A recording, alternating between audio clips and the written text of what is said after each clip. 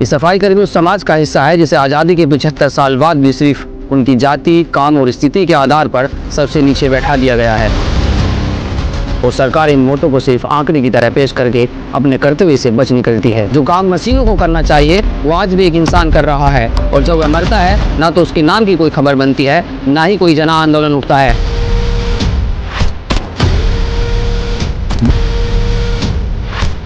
No mask, no gloves, no harness, no life support. Bharat ने आज भी यह तय नहीं किया है कि किसी की जान मशीन से ज़्यादा कीमती। मशीनों की जगह इंसान को दोबारा गटर में उतर जाने लगा। एक ऐसा शख्स जिसने अपना पूरा जीवन मैनुअल स्कैवेजिंग के खिलाफ लड़ाई में लगा दिया।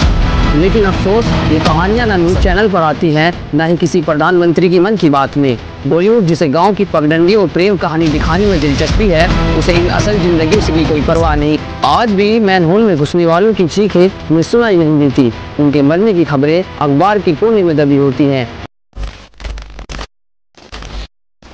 क्या आपने कभी कल्पना की है कि इस देश में आज भी लाखों लोग ऐसे काम कर रहे हैं जिसे सभ्य समाज घिनौना कहकर नज़रअंदाज करता है? गटर और सीवर की सफाई। लेकिन ये सफाई किसी आधुनिक मशीन से नहीं होती, बल्कि हार्ड मास्क का एक इंसान अपने शरीर को दांव पर लगाकर नंगी जिंदगी के साथ उस जहरीले गटर में उतरता है, बिना ऑक्सीजन मास्क, बिना दस्ताने, बिना किसी सुरक्षा उपकरण के। ये सफाई कर्मी उस समाज का हिस्सा है जिसे आज़ादी के 75 साल बाद भी सिर्फ उनकी जाति, काम और स्थिति के आधार पर सबसे नीचे बैठा दिया गया है। इनका काम तो जरूरी माना गया है, लेकिन इनकी ज़िंदगी कभी कीमती नहीं मानी गई। यही कारण है कि हर साल दर्जनों नहीं सैकड़ों लोग सीवर में दम घुटने से मर जाते हैं और सरकार इन मौतों को सिर्फ आंकड़े की तरह पेश करके अपने कर्तव्य से बच निकलती है। यह विडंबना है कि भारत एक और चांद पर चंद्रयान उतार रहा है, डिजिटल इंडिया और स्मार्ट सिटी की बात कर रहा है, लेकिन दूसरी ओर उसी स्मार्ट सिटी के सीवर में एक आदमी बिना किसी सुरक्षा के घुसकर उस गंदगी को साफ करता है जिसे हम लोग अपनी नाक बंद करके छोड़ आते हैं। जो काम मशीनों को करना चाहिए वो आज भी एक इंसान कर रहा है और जब वह मरता है ना तो उसके नाम की कोई खबर बनती है, ना ही कोई जन आंदोलन उठता है और ना ही समाज के जमीर में कोई हलचल होती है। भारत में मैनुअल स्कैवेजिंग यानी हाथों से इंसानी गंदगी साफ करने का काम 1993 में कानूनी रूप से बैन कर दिया गया था। 2013 में एक और सख्त कानून बना, the prohibition of employment as a manual scavengers and their rehabilitation act. लेकिन हकीकत यह है कि आज भी हजारों लोग, जिनमें ज़्यादातर दलित समुदाय से आते हैं, इस काम को करने पर मजबूर हैं। नेशनल कमीशन फॉर सफाई कर्मचारी की रिपोर्ट कहती है कि 2014 से 2024 के बीच करीब 971 मैनुअल स्कैवेंजर्स की मौत हुई, सिर्फ सीवर के अंदर दम घुटने से। लेकिन ये सरकारी आंकड़े हैं। ग्राउंड पर काम कर रही संस्थाएं जैसे सफाई कर्मचारी आंदोलन का दावा है कि असल आंकड़ा 2000 से ज़्यादा हो सकता है। सीवर में उतरना सिर्फ गंदगी से भरा काम नहीं, ये डेथ ट्रैप है। हर साल औसतन 100 से ज़्यादा मौतें होती हैं, लेकिन इनमें से ज़्यादातर मौतें एक्सीडेंट नहीं बल्कि सिस्टमिक मर्डर हैं। एक आदमी बिना ऑक्सीजन के 5 मिनट भी नहीं रह सकता, लेकिन मैनुअल स्कैवेंजर को गटर में बिना सेफ्टी गियर के भेज दिया जाता है। No mask, no gloves, no harness, no life support. मुआवजा। कानून कहता है कि अगर कोई मैनुअल स्कैवेंजर मरता है तो उसके परिवार को 10 लाख का मुआवजा मिलेगा, लेकिन एमनेस्टी और ह्यूमन राइट्स लॉ नेटवर्क जैसे ग्रुप रिपोर्ट बताती है कि 60% मामलों में ये मुआवजा भी नहीं मिलता। जब हम कहते हैं कि भारत 21वीं सदी में पहुंच चुका है, तो क्या यह स्मार्टफोन और मेट्रो तक सीमित है? क्योंकि अगर आप सीवर सिस्टम देखें तो भारत अब भी उन देशों से पीछे है जिन्होंने 10 को पहले इंसान को गटर में भेजना बंद कर दिया। भारत में आज भी हजारों मजदूर बिना किसी सुरक्षा उपकरण के सीवर में उतरते हैं। ये लोग अपनी जान को जोखिम में डालते हैं, सिर्फ इसलिए क्योंकि मशीनें या तो उपलब्ध नहीं है या उन्हें चलाने की राजनीतिक और प्रशासनिक इच्छा नहीं है। अब एक नज़र डालते हैं कि विकसित देश इस काम को कैसे अंजाम देते हैं। जापान में इंसान को गटर में उतारना अपराध है। वहाँ सेंसर, AI रोबोट्स और हाईटेक मशीनें इस्तेमाल होती हैं। अमेरिका में सफाई कर्मी को सैनिटेशन इंजीनियर कहा जाता है। PPE किट, ऑक्सीजन मास्क और गैस डिटेक्टर की बिना कोई काम नहीं करता।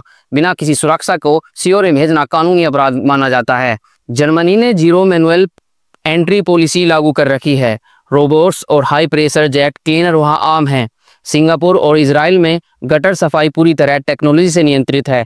इंसान केवल आपात स्थिति में, वह भी पूरा सुरक्षा के साथ। और भारत में यहाँ इंसान आज भी बिना मास्क, बिना दस्ताने, बिना किसी सुरक्षा के गटर में उतरता है और कई बार तो यह उसके लिए आखिरी बार हो जाता है। 2015 में भले ही मैनुअल स्कैवेजिंग को कानूनन बैन किया गया हो, लेकिन 2025 में मौतें जारी हैं। तो फर्क सिर्फ तकनीक का नहीं है, सोच का भी है। बाकी दुनिया ने मान लिया है कि गटर में इंसान नहीं मशीनें उतरेंगी। भारत ने आज भी है तय नहीं किया है कि किसी की जान मशीन से ज्यादा कीमती है। यह लड़ाई अब सिर्फ सफाई की नहीं है, इंसानियत की है। सरकार कहती है कि हमने देश से मैनुअल स्कैवेजिंग खत्म कर दी है, लेकिन ये बात ज्यादातर सिर्फ कागजों और भाषणों में सुनाई देती है।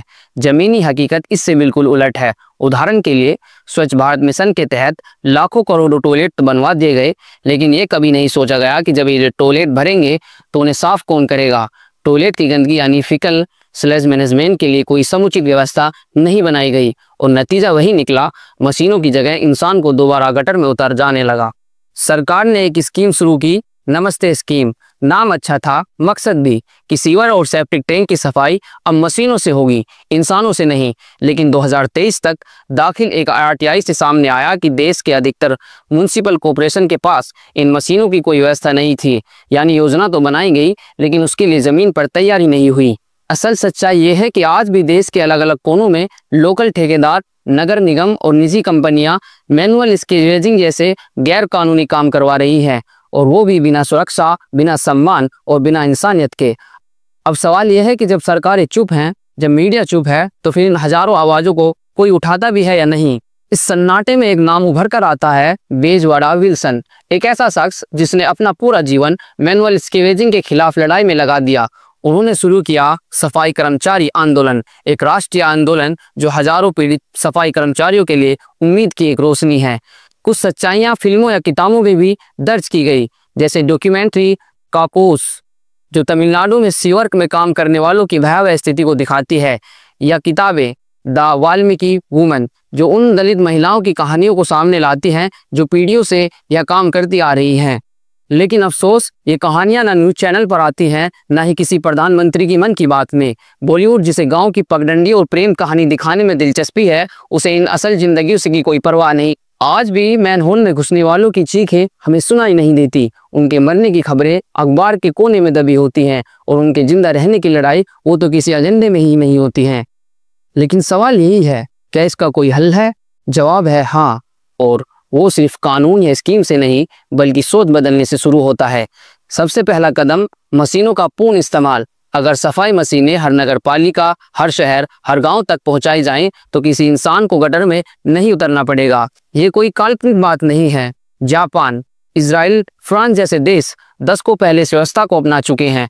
वहाँ सेफ्टी टैंक और सीवर की सफाई पूरी तरह स्वचालित है। किसी इंसान को जहरीली गैस के बीच मरने के लिए नहीं छोड़ा जाता। दूसरा, ये समझना जरूरी है कि सिर्फ एक स्वच्छता का मामला नहीं है, ये जाति, गरीबी और इंसानियत से जुड़ा मामला है। जब तक मैनुअल स्कैवेजिंग के करने वालों को दूसरी नौकरियां, प्रशिक्षण और स्थायी रोजगार नहीं मिलते, तब तक यह चक्र चलता रहेगा। पुनर्वास का मतलब सिर्फ 10 लाख का मुआवजा नहीं, बल्कि सम्मान से जीने का अवसर देना है। तीसरा, लोकल प्रशासन को जवाबदेह बनाया जाना चाहिए। अगर कहीं भी इंसान को गटर में उतारा जाता है, तो उसके लिए सिर्फ ठेकेदार नहीं, नगर निगम के अफसर भी जिम्मेदार हों और इन पर भी कार्रवाई हो। ऐसे कानून तो हैं, लेकिन उसका पालन कोई नहीं करता। ये सिर्फ कोर्ट के नोटिस भर में दब जाते हैं। चौथा, मीडिया, सिनेमा और शिक्षा में इस मुद्दे को मुख्यधारा में लाना होगा। जब बच्चे स्कूल में पढ़ें कि गटर में सफाई के लिए इंसान को उतारना गुनाह है, जब फिल्में दिखाएं कि सम्मान से जीने का हक हर इंसान को है, तब जाकर यह समाज की सोच बदलेगी। और आखिर में, यह लड़ाई सिर्फ सफाई कर्मचारियों की नहीं है, यह आपकी और हमारी भी लड़ाई है। क्योंकि जब इंसान को सिर्फ उसकी जाति और मजबूरी की वजह से सीवर में धकेल दिया जाता है, तो वह सिर्फ उसका अपमान नहीं होता, वह हम सब की इंसानियत का अपमान होता है। तो अगली बार जब आप स्वच्छ भारत का नारा सुने, तो यह भी याद रखें कि स्वच्छता तब पूरी होगी जब गटर में इंसान नहीं, मशीनें उतरेंगी। जब मरे हुए मजदूर को 10 लाख नहीं, जिंदा इंसान को जिंदगी मिलेगी। हम अक्सर सोचते हैं कि जाति का सिस्टम खत्म हो गया है, कि अब भारत बदल रहा है और आगे बढ़ रहा है। लेकिन जब हम एक इंसान को आज भी नाली में झुका हुआ अपने हाथों से गंदगी निकालता हुआ देखते हैं, तो समझ लेना चाहिए कि असली आज़ादी और बराबरी अभी भी अधूरी है। कानून बन चुके हैं, योजनाएं आ चुकी हैं, लेकिन जमीनी सच्चाई वही है जो सदियों से थी। सिर्फ शब्द बदल गए हैं, हालात नहीं। मैनुअल स्कैवेजिंग कोई अतीत की चीज नहीं है, ये आज की शर्मनाक सच्चाई है, और इस सच्चाई के खिलाफ चुप रहना भी एक तरह की सहमति है। जब तक हम इसके खिलाफ आवाज उठाने से डरते रहेंगे, जब तक हमारी चुप्पी इस अन्याय की ढाल बनी रहेगी, तब तक हर सफाई कर्मचारी, हर दलित मजदूर, हर मरे हुए शरीर के साथ हम भी दोषी होंगे। अब समय आ गया है कि हम ये सवाल खुद से पूछें कि हम किस ओर खड़े हैं। उनके साथ जो हर दिन सीवर में उतरते हैं या उनके साथ जो हर दिन आँख फेर लेते हैं। इंसान को इंसान समझना बस इतनी सी बात है, और अगर हम यह नहीं कर पाए तो शायद सबसे गंदा काम हम ही कर रहे हैं।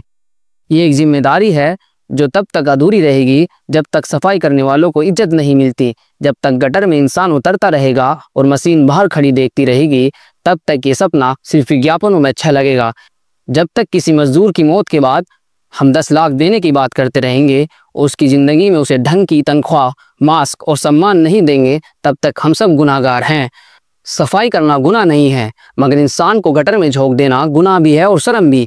ये कोई नीची जाति का काम नहीं है, ये एक सड़ा हुआ सिस्टम है जिसे हम सब ने चुप रहकर जिंदा रखा है।